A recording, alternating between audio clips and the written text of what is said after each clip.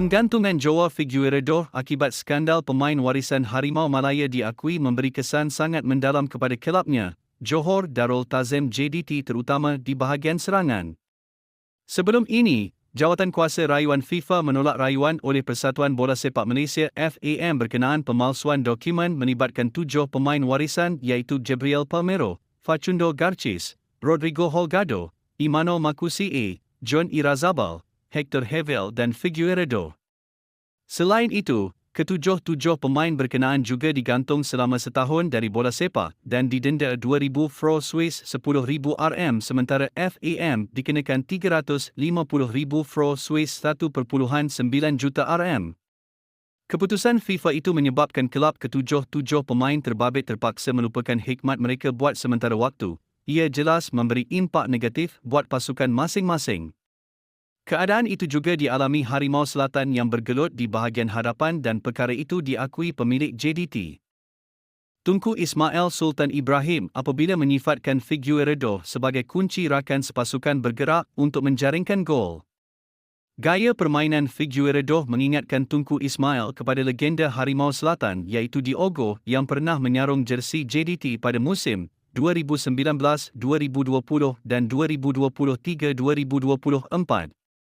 Dia yang saya sangat rindukan tapi buat masa ini dia kena ban. Kita kena tunggulah proses perbicaraan tersebut kerana dia adalah kunci di mana dia bagi orang keliling dia main.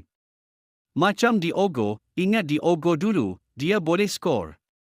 Tengok berapa gol Arif Aiman dan Gonzalo Cabrera skor ketika itu. Semua sebab Diogo. Tarik pemain, false 9 boleh, target man boleh. Saya lebih suka penyerang macam itu. Saya tak suka ada target striker sahaja. Itu bagi pandangan saya lah. Macam mana pun kita perlu ada dua dengan cara stilistik yang berbeza, katanya dalam sesi wawancara TMJ bersama penyokong JDT di Johor Bahru pada Rabu.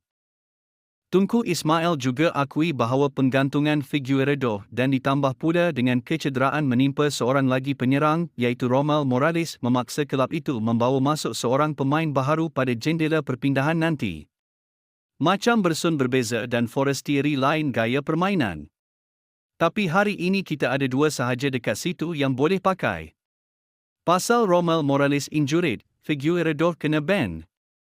Jadi terpaksa beli lagi seorang striker untuk ada pilihan dan ia akan berlaku pada Januari, tambah Tunku Ismail yang sebelumnya mendedahkan bakal merekrut sekurang-kurangnya 3 muka baharu pada jendela perpindahan nanti.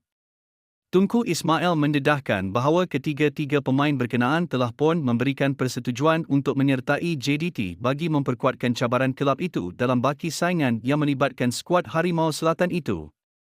Akhirnya sekian informasi kami buat, semoga bermanfaat, jangan lupa subscribe.